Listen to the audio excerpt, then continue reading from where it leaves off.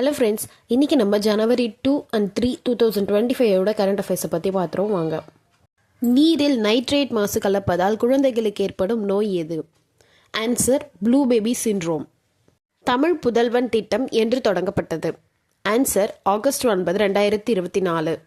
இந்த திட்டத்தின் மூலம் அரசு பள்ளிகளிலும் அரசு உதவி பெறும் பள்ளிகளிலும் தமிழ் வழியில் படித்து 12ஆம் வகுப்பு தேர்ச்சி பெற்று கல்லூரியில் சேரும் மாணவர்களுக்கு மாதந்தோறும் ரூபாய் 1000 வழங்கும் திட்டம் தான் இது. அர்ஜுனா விருது எத்தனை பேருக்கு அறிவிக்கப்பட்டுள்ளது?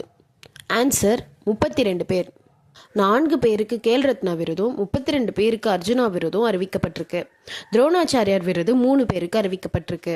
துரோணாச்சாரியா வாழ்நாள் சாதனையாளர் விருது 2 பேருக்கு அறிவிக்கப்பட்டிருக்கு. துரோணாச்சாரியா விருதுக்கு தேர்ந்தெடுக்கப்பட்ட அந்த 3 பேர் பாரா துப்பாக்கி சுடுதல் பிரிவு சேர்ந்த சுபாஷ் ராணாவுக்கும், துப்பாக்கி சுடுதல் பிரிவில் தீபாலி தேஷ்பாண்டுக்கும், ஹாக்கி பிரிவில் சந்தீப் சாங்வாங்க்கும் அறிவிக்கப்பட்டிருக்கு. துரோணாச்சாரியார் வாழ்நாள் சாதனையாளர் விருது பேட்மிண்டன் பிரிவில் எஸ் முரளிதரனுக்கும், கால்பந்து பிரிவில் அர்மாண்டோ அக்னேலோ கோலாக்கோ என்பவருக்கும் வழங்கப்படுது. ராஷ்டிரிய கேல் புரோத்சாகன் புரஸ்கர் விருது இந்திய உடற்கல்வியல் அறக்கட்டளைக்கு அறிவிக்கப்பட்டிருக்கு. மௌலானா அபுல் கலாம் ஆசாத் கோப்பை ஒட்டுமொத்த சாம்பியன்ஷிப்பை சண்டிகர் பல்கலைக்கழகமும், முதல் ரன்னர் ஆஃப் லவ்லி தொழில்முறை பல்கலைக்கழகம் பஞ்சாபும், 2வது ரன்னர் ஆஃப் குருநானக் தேவ் பல்கலைக்கழகம் அமிர்தசரஸும் பெற்றிருக்கு. சிறந்த வெளிநாடு வாழ் இந்தியர்களுக்கு வழங்கப்படும் விருது எது? ஆன்சர் பிரவாசி பாரதிய சம்மன் விருது. அஜய்குமார் பல்லா எந்த மாநிலத்தின் ஆளுநராக பதவியேற்றுள்ளார்? ஆன்சர் மணிப்பூர். மாநில ஆளுநரை பதவி அமர்த்துதல் பற்றி சொல்கிற ஆர்டிகல் 155.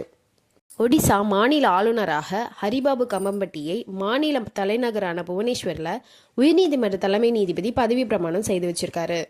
ஆளுநர் பதவி பிரமாணத்தை பற்றி சொல்கிற ஆர்டிகல் 159. 2024ஆம் ஆண்டுக்கான அண்ணல் அம்பேத்கர் விருது யாருக்கு வழங்கப்பட உள்ளது? Answer Ravikumar MP. இந்த விருதுக்காக 5 லட்சம் ரொக்கமும் 1 சவரன் தங்கப்பதக்கமும் வழங்கப்படுகிறது. கடந்த 10 ஆண்டுகளில் எத்தனை சதவீதம் வேலைவாய்ப்பு அதிகரித்துள்ளதாக மத்திய அரசு அறிவித்துள்ளது? ஆன்சர் 36%.